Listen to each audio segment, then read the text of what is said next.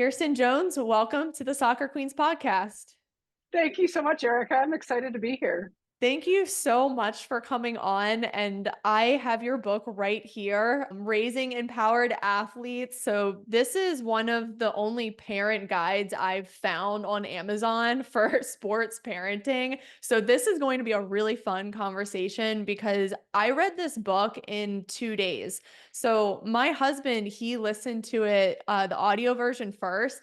And he was like, "Have you heard of this lady, Kirsten Jones?" And I was like, "No, I haven't." And he's like, "Oh my gosh, her book is so good. It's all about youth athletes, youth training, specialization, overuse." And I was like, I need to get this book. So I bought it. I like getting the physical copy because I like to read from a hardcover, but I read it in 2 days and there is so much in here for parents. It really is a guidebook amidst all of this noise that is going on. So before we get into what's inside the book and all the great advice, what has been your own sports journey and what are you up to today? Oh, fabulous. And it actually is the perfect tee up to the book because that's why I wrote the book, right? We write the book we wanted to read.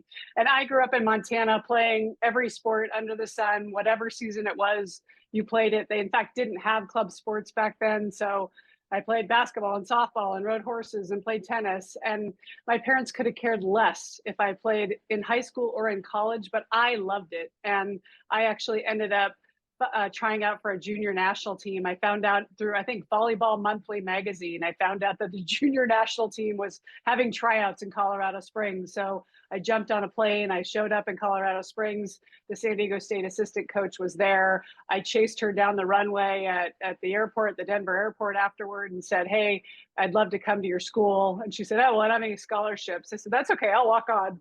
And so I ended up going to San Diego State, having never been there, having never met the coach, having never met any of the staff.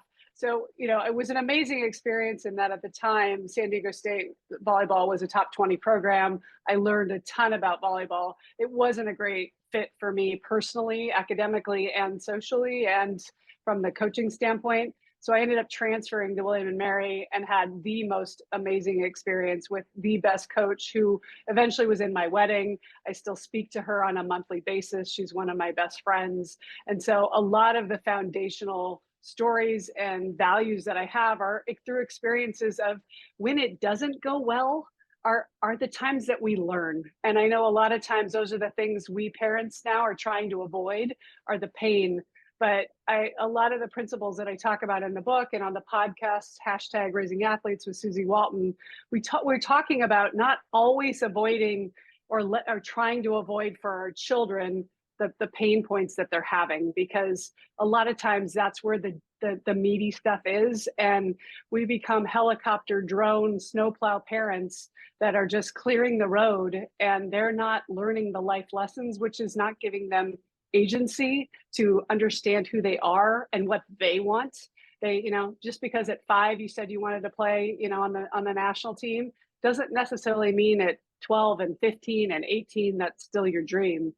So after I played, I went to Europe, played a little bit of volleyball there, and then I found Nike. My dream was always to stay in sports, and I thought, gosh, if I can get paid to talk about sports all day. And luckily, they had an Eastern European office in Vienna, Austria. So I ended up living in Europe for 10 years after college, ended up meeting the man of my dreams in an Irish pub in Budapest, Hungary. And we both joined Nike over there. And my oldest son, who's now 23, was born in Amsterdam. And then our younger two were born back when we were both working at world headquarters. And I think when you get pregnant, and maybe you'll experience this one day, should you choose to become a parent, but everybody hands you what to expect when you're expecting. And it's the best book ever because it takes you week by week through your pregnancy. And you are like, oh, I'm going to be the best parent ever. And it gives you such comfort knowing that you have the rules, you have the guy, oh, this is what's happening and this is what I should be doing. And it's like this like warm blanket that you put around yourself. And then 3, 4, 5 years later, you get to kick and chase and you're standing on the sidelines and there's someone standing next to you going, well, you're not going to do this rec thing, are you? Right? You're going to do club, right? You've got a private coach, right? Like you're not going to do, you've got a trainer. We're going to Sweden this summer. You're not doing Sweden. And you start feeling this FOMO. You start feeling like, am I doing this wrong? And having played D1 volleyball, having worked at Nike with some of the top athletes in the world, when I started raising my kids, I started looking around and seeing this is not the childhood that we had where we just played because we loved it. And there was no expectation about playing beyond high school. And what we know now, less than 5% will play D1, D2, D3, NAIA at any level. So we put all this pressure on kids to be the best, to make the top team, to be on the ones, to transfer. I know kids who are transferring 3, 4, 5 times to different clubs, to different schools. And for what outcome? What are we learning by kind of always just chasing whatever's on top? And what is it doing to the relationship with the parent and the child too? So there's a lot to unpack there, I know, but Well, it sounds like you personally had a great sports journey as a kid and you developed that passion for it on your own because you did dabble in a bunch of things and kind of discovered on your own. And it sounds like you weren't really pressured by your parents too much, which is interesting because a lot of D1 athletes like you have told me that their parents just kind of let them alone.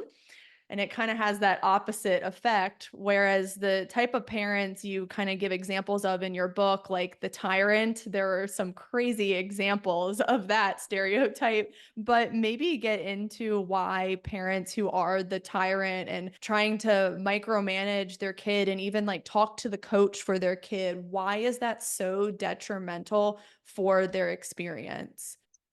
I live in Los Angeles, so I'm surrounded by former pro athletes who are now raising their athletes, right? And what's very interesting, I find almost to a T, is the higher the level the parent played, the more they lean back, the more they allow for their kid, for it to be their journey. We just had Steve Kerr on the podcast, the Golden State Warriors 9-time world champion, and he had 3 kids. And he said, yeah, when my middle son was out there playing soccer and the first game, he's 5 minutes into it, he's laying on his back, he's picking daisies. And I walk out to him and I'm like, buddy, do you want to play? And he's like, nah, I'm good. He's like, all right, let's go get a Gatorade, right? He goes, I know how hard it is. And the higher the level they've played, what I find a lot, and again, I believe there is not a single parent out there that is like, let me screw up my kid. Of course not. Of course, we're all trying to do the best we have from where we are with what we've got. But when we don't have any way to judge, is this normal? Is this what we should be doing? Is this how I should be supporting my kid? We end up, that sometimes we end up holding onto the bat too tight and gripping it and thinking, I have to force this in order for it to happen. And what we know about the best athletes, so fun watching the Olympics right now, 99.9999, 100% of those stories are kids that was their passion. You can see those kids. I coached, 9-year-old volleyball. You can tell the girls who would rather be doing TikToks and versus the ones that just want to get better. And no offense, like we all have a gift, I believe. And the reason we put our kids in sports is not because we want to try to make pro athletes, but we want to expose them. And my parents, that was exactly the formula. I had to do piano and ballet, and we had to go to the symphony, and they wanted to expose me to a lot of things that said, then you can decide what you want to specialize in. And that's when I have parents come to me and they say, well, she's not very good at basketball. Should we keep doing it? You finish what you start. So you sign up for the season, we're going to finish the season, and then we're going to reevaluate. And you can say, for kids under age 12, I say focus on 3 things: friends, fun, and fundamentals. You want to find a good coach who's going to, make it fun for them. I always say at the beginning of the season, the goal for me by the end of the season is that these kids want to come back and play next year. Not about whether we won the trophy, not about whether we're the best in the country, 9U national champions, whatever that is. I mean, it's about developing a love and a passion so that they're out in the back kicking the ball around by themselves. That's what we're looking to instill. And if you can give them that, whenever the ball stops bouncing for them, whether it's high school or college, or they're part of that 0.001% pro, they're going to have to pivot. And they're going to take everything they learned from that experience, from those experiences about winning and losing and leadership and teamwork and grit and resilience. and they're going to apply it to what's next. That's what my book is about, which is, and the work that I do, which is a really like, what a gift.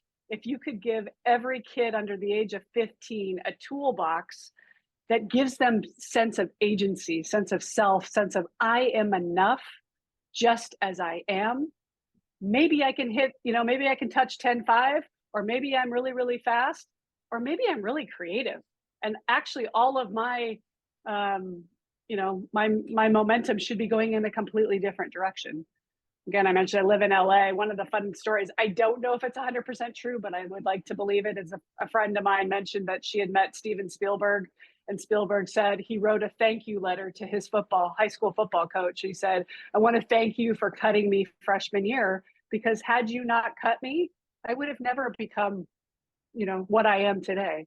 So sometimes the no is what we need to redirect and go for what we're really meant to be doing. I love all that. And I think it is really important for parents to provide their kid with all those different sports opportunities. And it really breaks my heart to still see the push for early specialization, given all of the research and medical studies that are out there. So, what do you think is going on with that?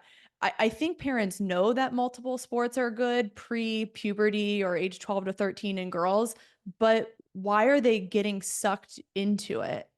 It's a $37 billion business, youth sports. So the pay to play model is infiltrated the system. And where there is somebody who's figured out they can make a buck, they're, monetizing it, right? So instead of just going and playing T-ball, what if you could actually get the hitting coach and you could get better at it? And I think parents, again, have goodwill. They have they want to do the right thing. So they have the resources. So they throw all the resources at the kid and say, hey, we're going to throw everything at this, versus there's a great book out. I don't know if you've read Jennifer Wallace's book, Never Enough, but she's talking about how our kids have lost sense of who they are because we've put everything on two things, or mostly, whatever it is, a sport or a musical instrument or whatever their thing is, and grades. And everything is about a GPA, everything is about getting into this school, or you need to be on the top team. And we're focusing all of our time and energy on that, which means what? They don't have hobbies, they don't have jobs, they don't have family responsibilities. So when these two things are going well, school and athletics, or, in our case, athletics, they're happy. But not if, but when athletics isn't going well, they get injured, the coach doesn't like them, they're not getting playing time, like those, which are bound to happen. Their life, the pressure that they feel to make it is too much. It's what pro athletes used to feel. I call it the professionalization of youth sports. It's now trickled down, not just to college, but now to high school, right? These kids are feeling the pressure in middle school that they need to be so good and they need to project. I had a 10-year-old on the phone during COVID, and it was the sixth child, which I thought was very interesting. But when the mom was like, well, she was a really good gymnast and now she's a really good diver, but all of a sudden she doesn't want to do the diving and I don't understand it. And I get on the phone with her and she's like, the first words out of her mouth, well, I got to figure out how to pay for college. At 10, like a 10-year-old doesn't know what flavor ice cream they want. There is no way you're going to be able to say what I want to be doing 8 years from now.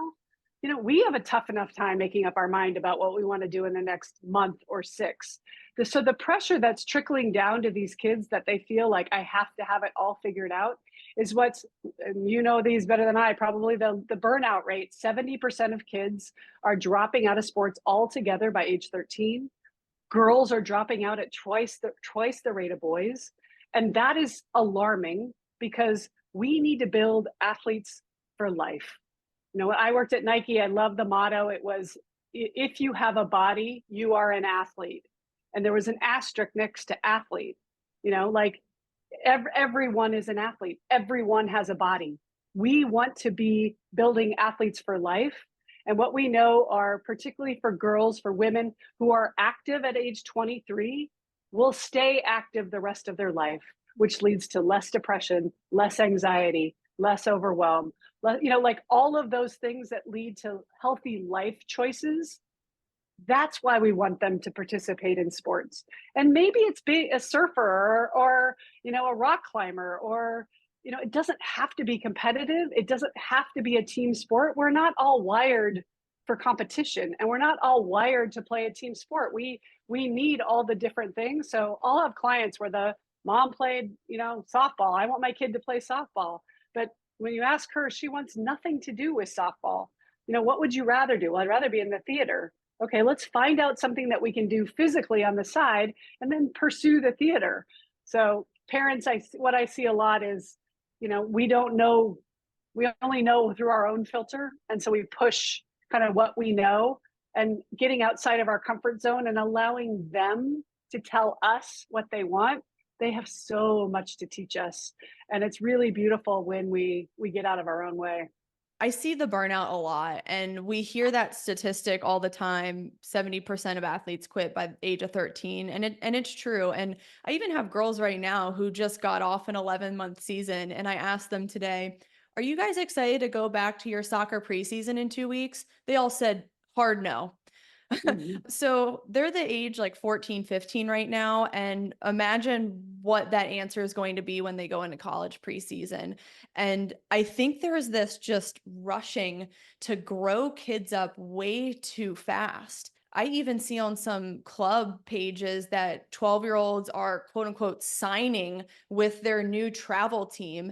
And that's what you should look forward to as a college athlete. It kind of takes away that excitement and dopamine hit from that day or signing for a pro team. And I mean, the mental health repercussions are terrible, but I don't think people are really thinking this through, and their kids are just growing up so quickly. And burning out, exactly to your point. I see that all the time where athletes get really, really good and they know they're good and they're done. And I have a story in the book, which I think is one of the most powerful, about the golfer who got really good. The dad signed him up for golf lessons because he loved golf, and they went to the driving range, and the pro said you should take him on the, start playing in tournaments. And then he was playing on the junior tour, and then at 12 he became ranked, and then at 15 he's like, we won the parenting lottery. Stanford came calling. He had a full ride to Stanford. He's like, we've won. We've been dragging the other 5 kids around with us wherever we go to all of these tournaments, but look, it paid off. Until 3 weeks before he's supposed to go to Stanford, he comes to his parents and he says, Mom, Dad, I got some news. I'm not going to Stanford, and I'm never playing golf again. Now, do I think that's bad parenting? Absolutely not. When I met him, he was parenting his sixth child, and he was leaning so far back in the stands. My little 9-year-old was running up and down the bleachers, and he was like barely paying attention. And I said, what's going on here? And he goes, it's got to be their dream. And he goes, I think it was my oldest son's dream to play golf, and I was just supporting it. But parents, I think the best parenting advice I've ever gotten is have 91-minute check-ins, not one 90-minute check-in. Here's what we do. We hear this soundbite at 6. I want to be Tiger Woods, or I want to be Serena Williams. And we latch onto that and say, this is who our kid is. Oh, they definitely, yes, it's fun to watch the Olympics right now. And you're like, I want to be that. Like, of course, there are going to be kids that are going to be inspired by that. And let that be that. Like, let that help them work hard for what it is they want.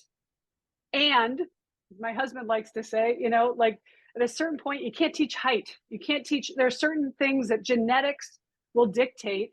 And if they are talented, when they get to the right level, they will find a spot, because a coach can see the talent, and they can see the drive, and they can see the attitude that comes through anytime they go to watch. I talk to D1 coaches all the time, and they're like, I can figure out the talent part really easily. Most of the time when I'm watching them play, I'm looking for, are they picking up their teammate? Are they picking up the water bottles? Are they high five? How are they? I come to the games where they're blowing out the other team, because I want to see how they're behaving when they're not playing, when they're the star and they have to sit on the sidelines. Are they pouting, or are they being a great teammate? My job is on the line. I can't afford to bring in a prima donna who's going to pout every time I sub them out. Like, those are the skills, which goes back to who they are as a person. and what values you want them to have around work ethic, around attitude, around gratitude, and being a great teammate. And that is priceless. I remember the story you kicked off the book with, the one kid who had the dad who was like monitoring his meal plans, and then he went to play at a Division 1 college for football, and then he got into some severe drug issues, and like it's great like he got the scholarship, he played at a high level, but I always wonder what's the aftermath of that? Are they a good human? Can they handle their life? Are they healthy? Do they have good habits on a daily basis? Or do they have a sour taste in their mouth about working out and staying in shape because it was pushed too young? So I'm glad that you kicked the book off with that story because it really puts things into perspective how this is a long game thing. And to pressure a kid so young can have some severe consequences. Yeah, Todd Marinovich, and he ended up playing at USC and he gets drafted. And you think, oh, hero story, right? I mean, the dad bragged that he never had sugar before he went to high school, and he was the perfect specimen. And he had him doing push-ups in the crib, and all of these things. And there are examples of that working. The Ball brothers, they end up going and playing pro. And again, you have to do your parenting style, but at least what I find, I think, there are going to be those 2% of parents that are going to say, this is a stupid book. I don't care what you say. I know my kid has talent. If I had a dollar for every parent that said, oh my God, I mean, my kid is so talented, which is so sweet. And of course, we as parents think the best of our kids. And so it's always awesome to hear that. And what values are you trying to instill in them so that they will make the good decisions as they go through the process? And they could be the most talented person ever, but if they start to make bad choices once they're out from under your purview, then they have to start navigating this all by themselves. So if you've kept them in a little petri dish and you've only hand fed them, they're not going to be able to survive you know the slaughter that they're going to have to run through in order to play, if they get to that level, to play D1 or play pro. So you talk about at the end of the book how parents can model teamwork behavior and this idea of we over me. And I love the first one. First, be on time. That is one of my biggest things as a coach that I tell my girls. If you are a minute late, you are still freaking late. And they get so scared if they're like right on the edge. And I'm like, no, you gotta be on time. But I love that. And maybe you can just get into some other ways parents can model teamwork and the true meaning of sports and what their kids should be getting out of this. Nobody's asked me this. I love this. This is one of my favorite topics too. I had a boss at Nike who said, would you be 15 minutes late to a flight to Hawaii? No, right? If you're 15 minutes early, you're on time. If you're on time, you're late, right? So, and I say to the kids that say, yeah, and I get it. You're not driving. It's up to your parents. So if practice is at 7, you tell them it's at 6:30. Like you just you are still in charge, and we want to empower them to, my book, a lot of my inspiration, and she's become a very good mentor of mine, is Jessica Leahy, and she wrote a beautiful parenting book called The Gift of Failure. And she talks a lot about, again, we think as parents, well, they're not old enough to do that. Well, I have to do that for them. Well, I have to make their bed, and I have to, no, you don't. And if here's the test, here's a litmus test, and I've got 23, 20, and 18, and I still ask myself this question: can they do it themselves, or do I want to do it for them? Right? And I'm seeing this now as parents are sending their kids off to college. Well, I have to go out and set up their room. Well, I have to. No, you don't. Do you want to? Sure. And if you do, it's fine. I'm not judging that you do it, but teaching them, showing them, then doing it with them, then watching them do it and give them opportunity, whether it's making their own breakfast in the morning. Well, he's only 5. I've seen 5-year-olds that you send them to preschool, they get their plates, they make their lunch, they put they do all that, they do it at preschool, but they go home and we jump in and we take over again. So modeling it at home, and it can be very simple things like they're going to do their own laundry. I had a client on a call the other day, and he's like, oh, all my kids have been doing all their own laundry since they were 8. And, like, those are the things that we always feel like, well, I feel bad because they don't have time. But that's the power. That Harvard study that just came out about, I think they studied kids for 40 years. And the ones that were the most successful, i.e., had agency, had autonomy, were able to overcome obstacles, had jobs. Like as kids, they had chores. So I know we've gone away from that.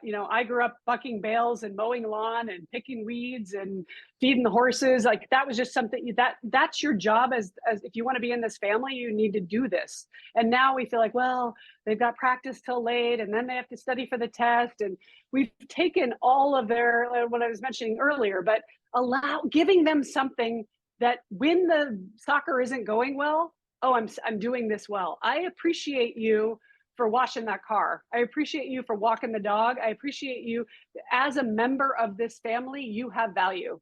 I'm sorry that team isn't working out. When the season's over, let's revisit whether this is what you really want to be doing or not. But, this part you're crushing. And we want you to know that this is actually 10 times more important than whatever happens on the pitch. I'm a huge fan of doing chores. So I think it's such a great lesson. And not only is it great for kids being able to take responsibility, but it also just makes everything in the household more efficient because sports parents are busy too. They are trekking their kids to practices and tournaments. And man, if your 10-year-old can help with the laundry, that's saving a mom a lot of time. So it's Yes. like a win-win for the whole domestic economy. So I love that. Now, you talk about snowplow parents in your book, and I actually heard this term from Todd Bean. He's a soccer coach and mentor to youth soccer coaches in Barcelona, and he's used snowplow.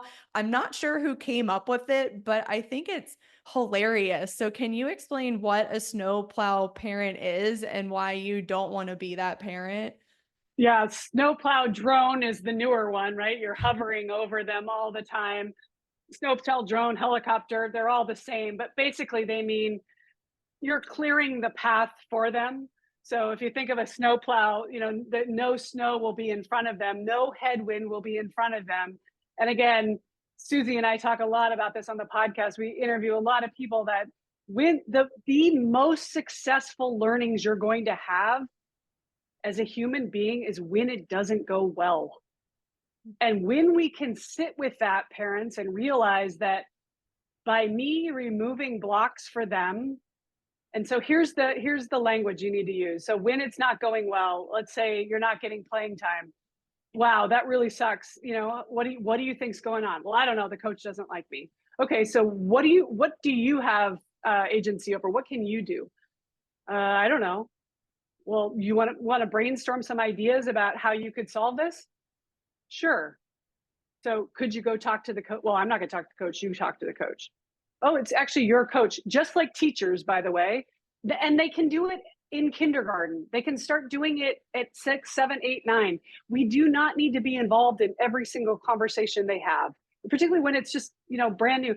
You're teaching them how to advocate for themselves, how to say, hey, coach, you don't do it at a game and you don't do it right after the game, but the next week when you go back to practice, hey coach, and it's not about playing time. It's like, I want to get better so that I can add value to the team.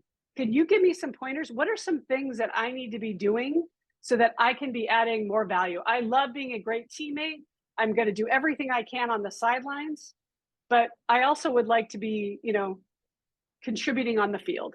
It could be language that they would use, and let them go have that conversation. Some people say, yeah, but my kid's really, introverted. They're not very confident. Okay, then step 2 would be to say, ask the coach, is it okay if my mom and I come talk to you together? And when they're little, yes, that's fine. Again, not around a tournament and not around playing time. It needs to be around what are the skills that you want them to learn? And sometimes the skills that they're learning aren't really about soccer. They're going to be about life. And if your daughter walks away or son walks away with more skills to be able to advocate for themselves, like just in the classroom, the number of teachers that have parents living in the portal. I actually have a client who called me in tears. She's a golfer. And I said, what's going on? And she said, well, I had a math test today. And I said, oh, how'd it go? She says, as I'm leaving the classroom, my dad is texting me about how bad I did on the test. So she's just finished the test. The score goes up in the portal. He's obviously at home checking the score. Get out of the portal. Leave her alone. I mean, can you imagine? It's like somebody being at work. Well, you're not going to type those 5 words, are you? Like somebody constantly micromanaging everything you do. It's suffocating them. And then they're like, well, my kid's anxious, my kid's depressed. I wonder why. They're not allowed to fail. There's no room for them to have anything go wrong. I have another client, sorry, one more story that just came to mind, but she's a top D1 athlete. She's a soccer player. She's getting recruited by the top schools. She loves soccer. When I talk to her, it's her life. But she's getting injured a lot. She's having panic attacks. She hyperventilates. They're on vacation. The mom calls me, we're on vacation, and she's breaking down.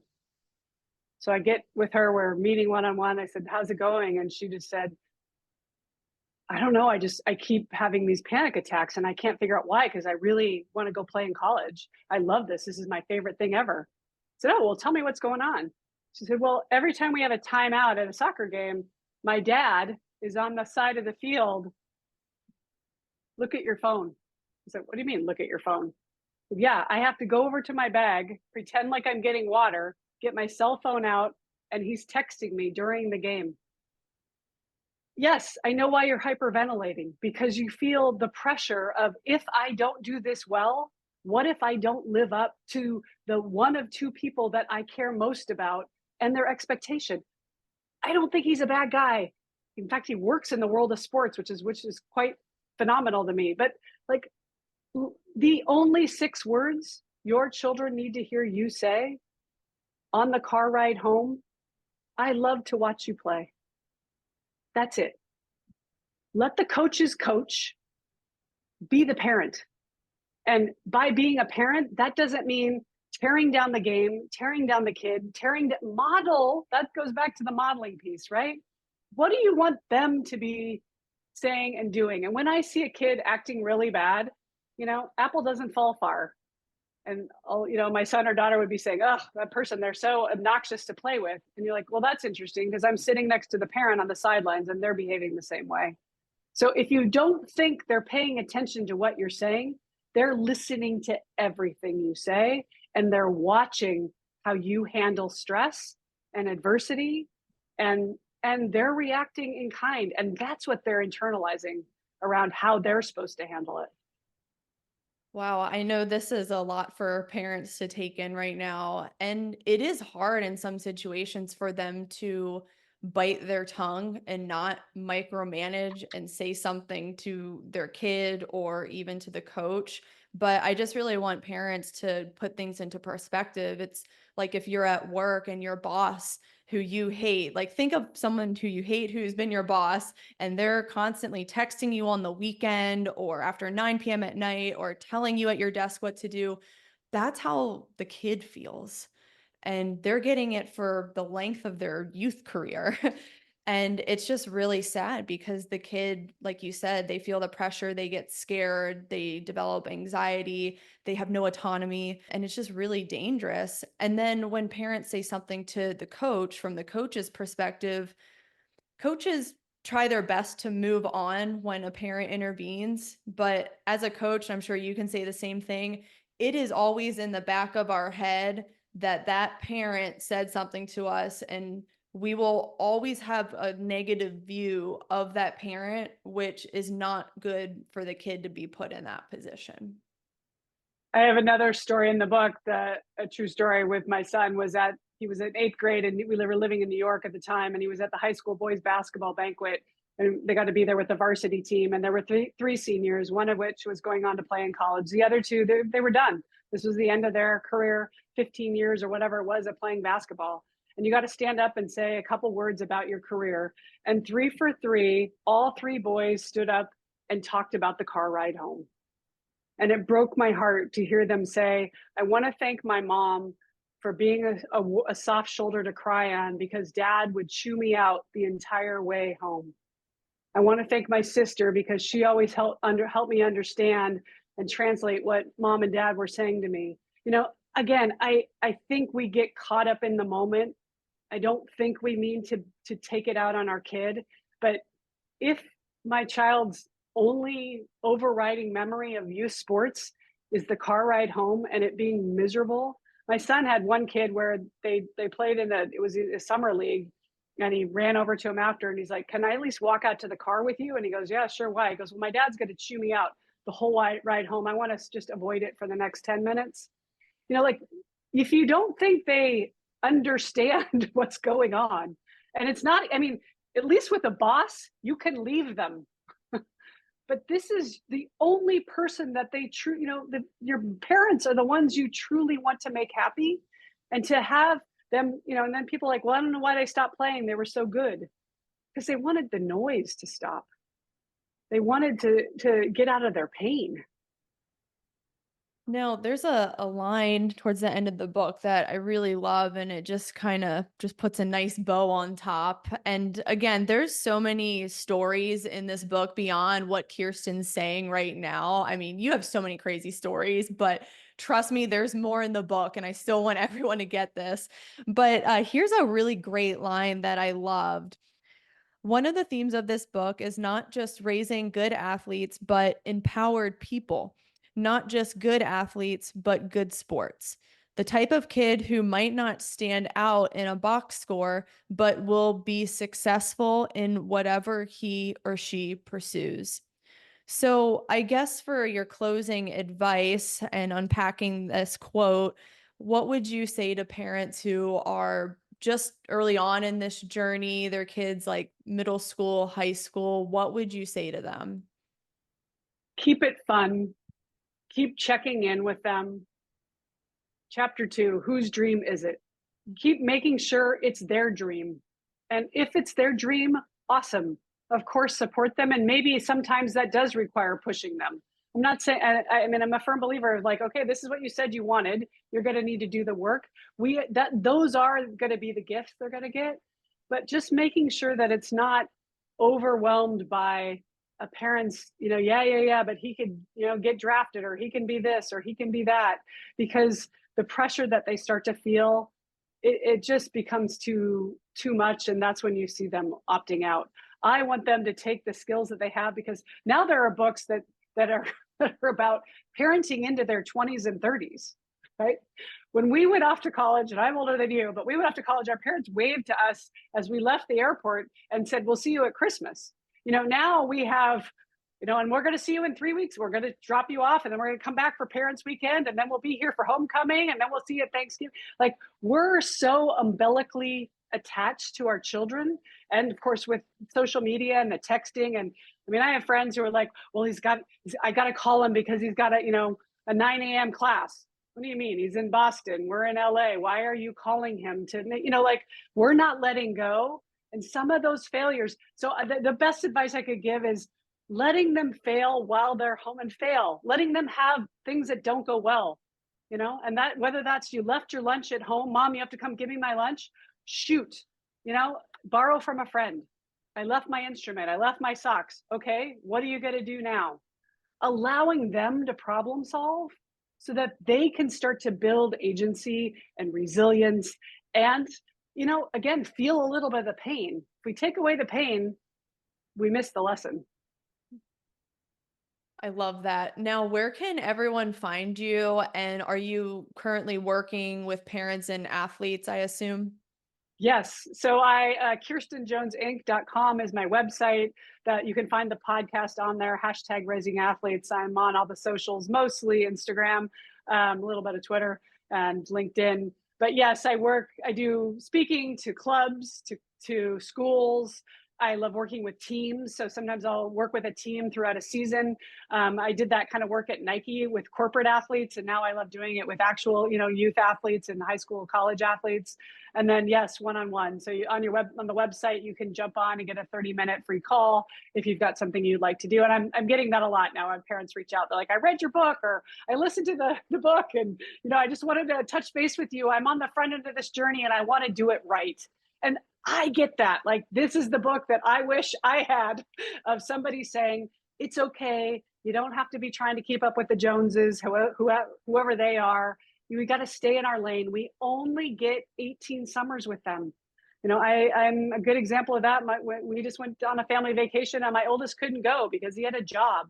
So, now it's going to be different, and family's going to start morphing. So, while you have that time, even if it's the 30-second soccer tournament of the season, if this is that one week where grandma turns 90 and we all want to be at that celebration, we got to prioritize what's most important to us and make the memories so that we have those to cherish too, not just the tournaments, not just the trophies.